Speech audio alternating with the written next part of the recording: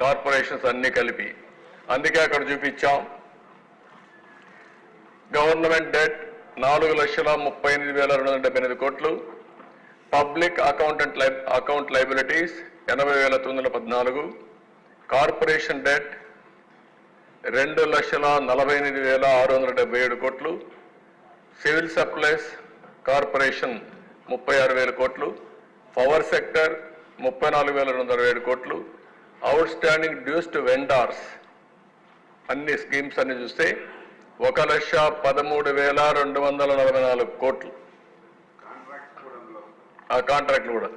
Out standing dues to employees 21,920 కోట్లు. Non contribution to sinking fund అని 1,196 కోట్లు. అంటే ఇప్పుడు మొత్తంగా మనం చూస్తే 1,13,000 కోట్లు, 22,000 కోట్లు. ఈ రెండు